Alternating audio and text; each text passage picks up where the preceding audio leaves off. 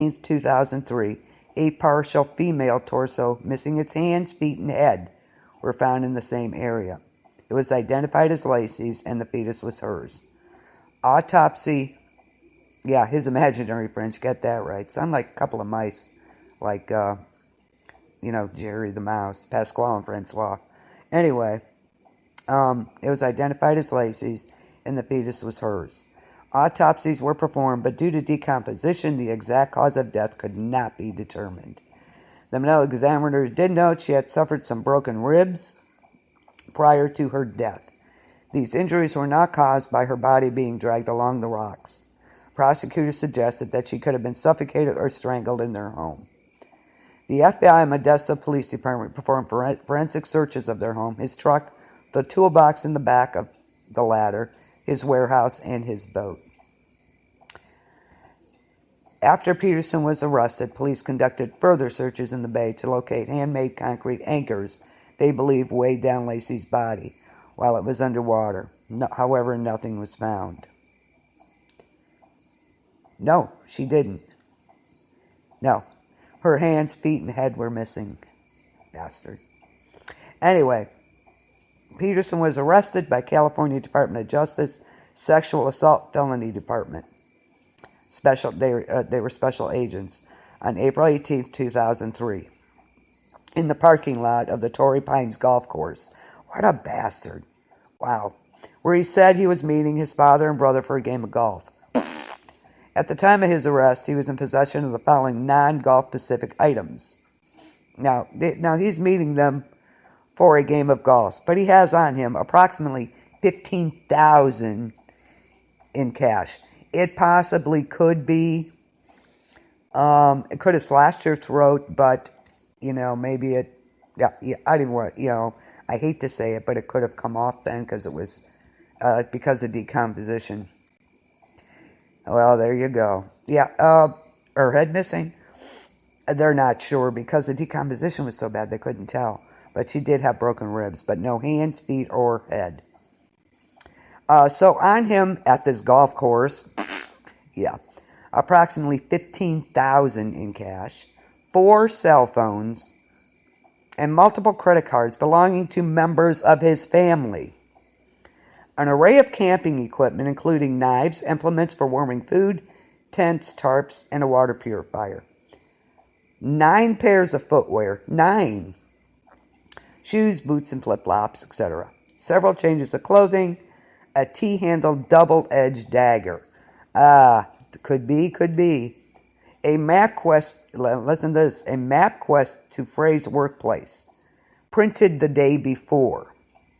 A shovel, 2 ropes, 200 blister packs of sleeping pills, Viagra, and his brother's driver's license. Now, all this stuff was found on him at the golf course.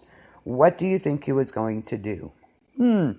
I think it's pretty obvious that Amber Frey was going to be in trouble. His hair and goatee had been bleached blonde. He claimed the lighter hair color was a result of chlorine from swimming in a friend's pool. Its owner of the pool later testified, to his knowledge, he had never swum in it. He had never sworn in it. He had never been swimming in it or made use of it or of his top club. He's getting ready to run. I think he was going to kill Amber too. 200 blister packs of sleeping pills. Listen to that. A MapQuest to Frey's workplace. A shovel, 2 ropes. A T-handled double-edged dagger. So, where do you think he was going first? He was going to Amber's, I believe. 200 blister packs of sleeping pills? Really? Come on. Can we make that more obvious? Honestly. Peterson had been, with his trial, he had been represented before his arraignment by Kirk McAllister, a veteran criminal defense attorney from Modesto, California. He told Judge Nancy Ashley at the arraignment Peterson could not afford a private attorney. Oh, please. Give him the $15,000 he had on him. Creep.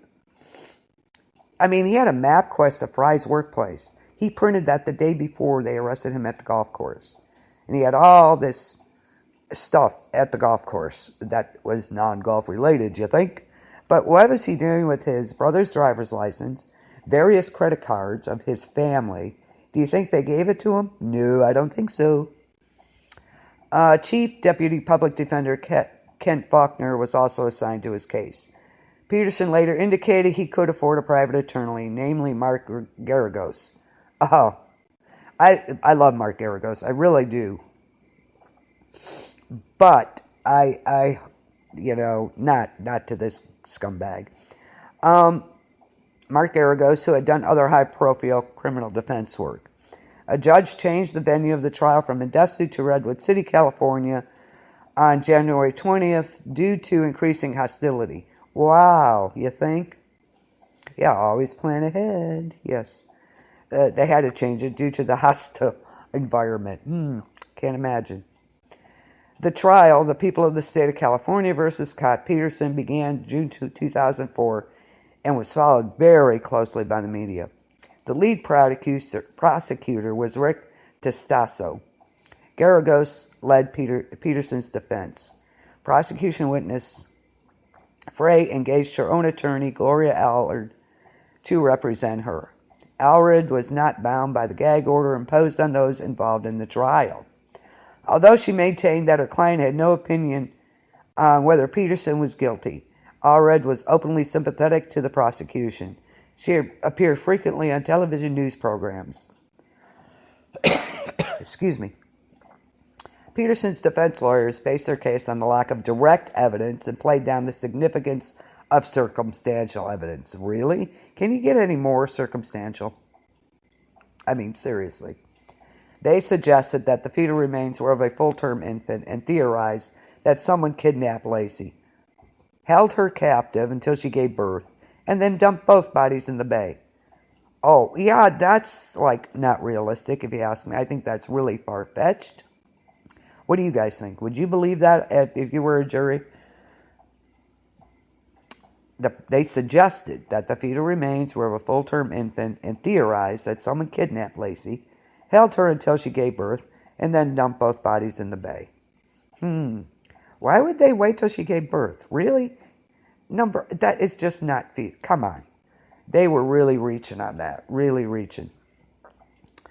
The prosecution's medical experts contended that the baby was not full term and died at the same time as his mother. Oh, and then Garagos suggested that a satanic cult kidnapped the pregnant woman. Here we go. He claimed Peterson was a cad for cheating on Lacey, but not a murderer. I'm sure you could believe. Yeah, it could happen. In what world? Okay. They were kidnapped by a satanic cult. Okay. But no evidence of that. I mean, they could say anything. Aliens did that back. But they suggested that she was kidnapped, let her give birth, and then dump both in the bay. No. I don't think so. One juror was removed early in the trial due to misconduct and was replaced. Jury foreman and attorney Gregory Jackson later requested his own removal during jury deliberations, most likely because his fellow jurors wanted to replace him as foreman. Garagos told reporters that Jackson had mentioned threats he received when he requested to be removed from the jury. Jackson was also replaced by an alternate on November 12th. The reconstituted jury convicted Peterson of first-degree murder with special circumstances for killing Lacey and second-degree murder for killing the fetus she carried. The penalty phase of the trial began on November 30th and concluded December 13th, when the 12-person jury returned a verdict of death. And a psycho world, yeah, what dimension are you in? Death penalty. Yeah, sure he was, Chris. No, he was innocent, yeah. Satanic cult, and he was kidnapped, let her give birth, and then killed him. Yeah, no. Anyway, members of the jury stated in later press appearances that they felt that Peterson's demeanor, specifically his lack of emotion in the phone calls to Frey in the days following Lacey's disappearance, indicated he was guilty. Absolutely. They based their verdict on hundreds of small puzzle pieces of circumstantial evidence that came out during the trial, from the location of Lacey's body to the myriad of lies her husband told after her disappearance. They also decided on the death penalty because they felt he betrayed his responsibility to protect his wife and son. And let's not forget the stuff he had with him. Seriously? Wow. The evidence that was in the trial, the only piece of forensic evidence identified was a single hair, thought to have been Lacey's, found in a pair of pliers from Peterson's boat. Finding and confirming physical evidence was limited. Although rumors have been circulated that the home was scrubbed and smelled of bleach, detectives did not report any scent of bleach and the night they began the investigation, and the boat was clean. What a surprise. Peterson changed his appearance and purchased a vehicle using his mother's name in order to avoid recognition by the press. He added 2 pornographic television channels to his cable service only days after his wife's disappearance. He was a busy guy then, wasn't he? The prosecution suggested that this meant he knew she would not be returning home. He expressed interest in selling the house he had shared with her, and he sold her Land Rover. I'm sorry, it's probably me. I'm talking to myself too over here. Sorry. We've had rain too, so let me turn this up a bit. There we go. How's that? I don't know if you heard that. He added 2 pornographic television channels only days after his wife's disappearance. Really? A busy guy, wasn't he? He sold her Land Rover. Why would you do that? He expressed interest in selling the house. I mean, before she was found, this was no woohoo. Yeah, no woohoo for him, for sure. Testimony for the prosecution included Rick Chang, a hydrologist with the United States Geological Survey, and an expert witness on tides, particularly of the San Francisco Bay. Chang admitted during his cross-examination that his findings were probable but not precise. Tidal systems are sufficiently chaotic, and he was unable to develop an exact model of the body's disposal and travel. The prosecution explored an affair by the defendant with Frey and the contents of their taped telephone calls. Yeah, he did. Got to pay for that shit, man. Oh, sorry.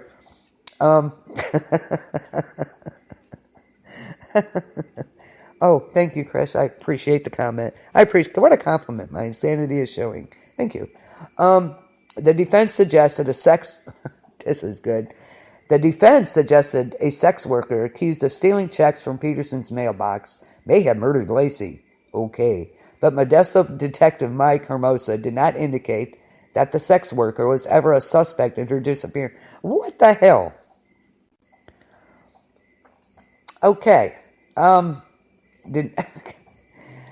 was ever a suspect. Prosecutor Dave Harris noted that the checks were stolen after she vanished, meaning the woman was not involved in her disappearance. Seriously? Wow.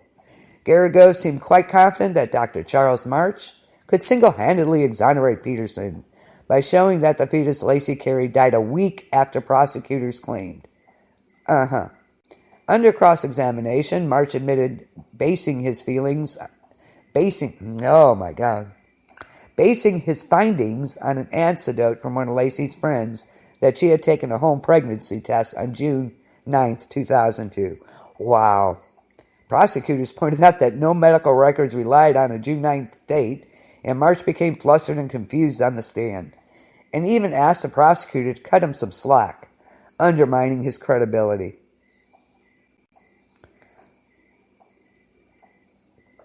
Absolutely.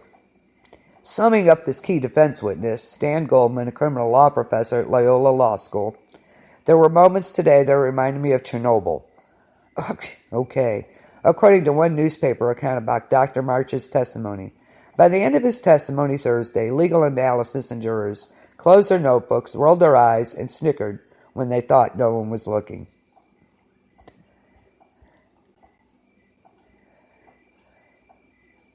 How nice. Agent Robert Chacon mentions divers finding concrete weights that held Lacey down, made in clay pots that were found broken in a rental store.